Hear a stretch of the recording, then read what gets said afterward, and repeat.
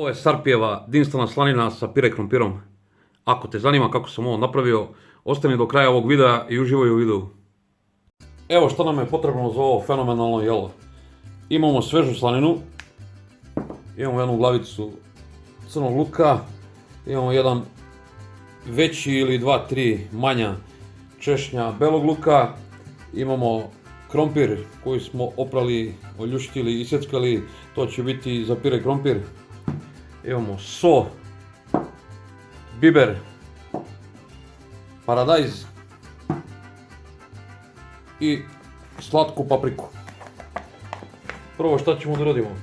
Prvo ćemo da isečemo ovu slaninu na sitnije komadiće.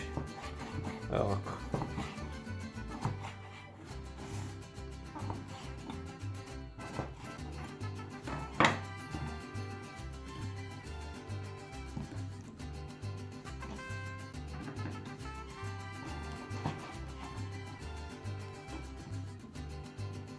Pa ćemo isjeckati ovaj crni luk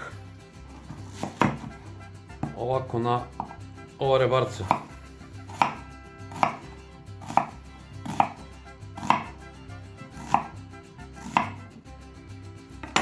Sada ćemo da pržimo ovu slaninu.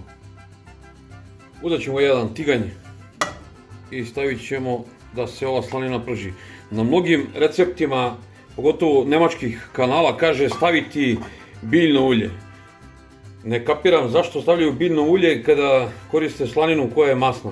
Znači nemojte stavljati ni ulje ni mas, ništa. Ovako bukvalno stavite ovu slaninu u taj tiganj bez ičega i ova slanina će vrlo brzo krenuti da pušta svoju mast.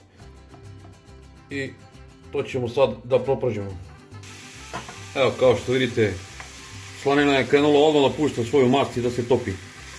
Ti genijalni kuvari sa YouTube-a, znači genijalni su. Prže slaninu na ulju. Dobro još nisu stavili maslinu u ulje. Van pameti. Znači kada pržite slaninu u nekom teflonskom ovako tiganju ili nekom keramičkom, nema potrebe ništa sipati, jednostavno evo pogledajte. Ona sama krene da pušta svoju masnoću. Sad ćemo to samo dobro propržiti. Evo ovako, nakon par minuta kada ova slanina dobije ovako lepu boju, ima privremeno da je izvadimo u ovu posudu gdje je već stajala. Evo ovako, kada smo izvadili slaninu, sada ćemo u ovaj tiganj da stavimo crni i beli luk.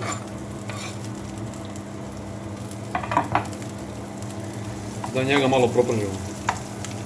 Da se karamelizuje. Ne da se skuva, nego da dobije onako žutkastu boju kao karamela.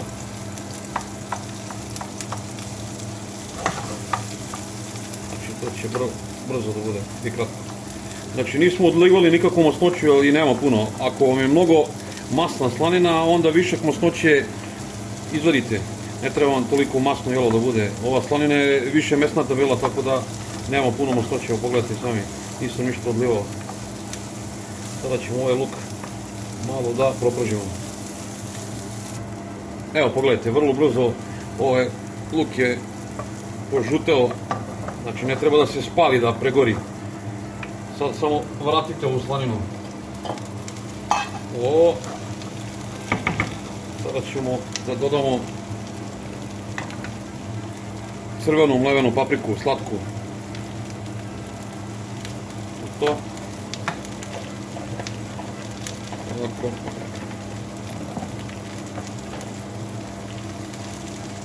Evo ga, paradajz.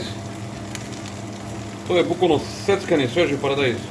Pošto je zimsko vreme, nema svežeg paradajza, nemamo sveži paradajz, tako da ću dodati 3 pune kašike ovog seckanog paradajza. I malo ćemo to da promešamo.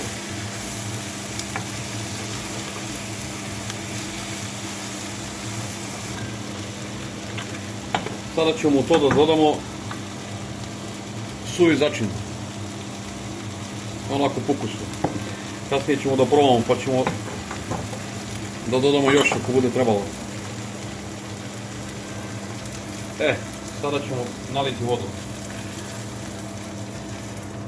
Što se kaže da ogrezne. Evo ovako. Ubacit ćemo par listova lovrovog lista. Mnogi greše, misle da je to zbog ukusa i arome, nema veze sa tim. Lovrov list ima svojstvo da od loših masnoća, loše masnoće pretvara u dobre masnoće. Ali to je jedna posebna tema za jedan poseban video. Sad ćemo ovo da poklopimo i da dinstamo narednih 20 minuta na nekoj laganoj vatri. Dok se ovo jelo lagano dinsta, mi ćemo u jednu malu šerpicu da stavimo krompir, da nalijemo vodu, da posolimo ovu vodu i da skuvamo ovaj krompir. Pravimo pire krompir kao prilog ovom jelu.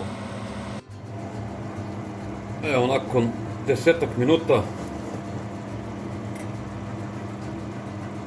dodat ćemo još malo vode.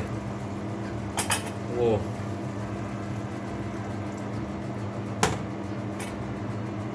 I nastaviti ovo da dinstamo. Evo ovako, pri samom kraju, znači nakon jedno 15 minuta,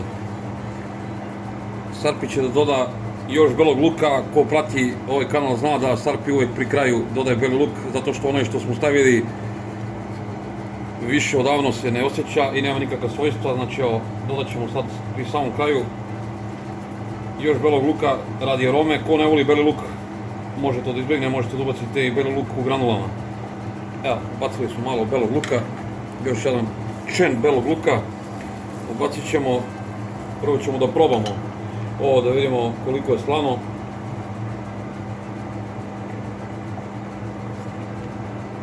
Pošto sam već suvi začin ubacivao, treba još malo soli da se doda. Evo, bacit ćemo malo peršuna. Imam neki svoj zamrznut peršun. Bacit ćemo malo peršuna. I soj i biber po ukusu. Znači ostalo još jedno 5-6 minuta. Do 10, ne više. Evo, so, biber, peršun, beli luk. I vratit ćemo ovo da se još malo zgusne. Kad se zgusne, to je to. Evo, nakon tačno 25 minuta dinstanja. Evo, pogledajte. Čim ovako ostavlja trag za sobom, to vam je znak da je ovo gotovo. Isparilo je više tečnosti, ovo ćemo sad skloniti. Sa strane, evo, pogledajte kako je lepo ispalo. Sada ćemo da dovršimo pire krompir i onda ćemo da poslužimo ovo divno jelo. Sklonit ćemo ovo sa strane, znači ovo je gotovo. Evo da provjerimo dok je krompir stigao. Krompir je kuvan. Sada ćemo da ga procedimo i da napravimo pire krompir. Evo, kada smo procedili krompir, dodat ćemo ovdje malo margarina, putera, možete i maslinovo ulje da dodate ako nemate. Ja ću dodati malo margarina u ovo, ili maslaca. Stavit ćemo soli po ukusu i to ćemo sve da probamo. Sipat ćemo malo mleka, ne mnogo. I sada ćemo to sve lepo da iznječimo. Da napravimo pire krompir. Treba još malo mleka da se doda. Ovo će biti fantastičan prilog uz ovo jelo koje smo spremali. Ja ću ovo dodati još malo bibera, pošto volim biber da dodajem u sve. Ovo je baš po mom ukusu. Evo ga. Pire krompir. Sada ćemo ovo da serviramo. Evo, sada ćemo ovo lepo da sipamo u tanjer i da uživamo.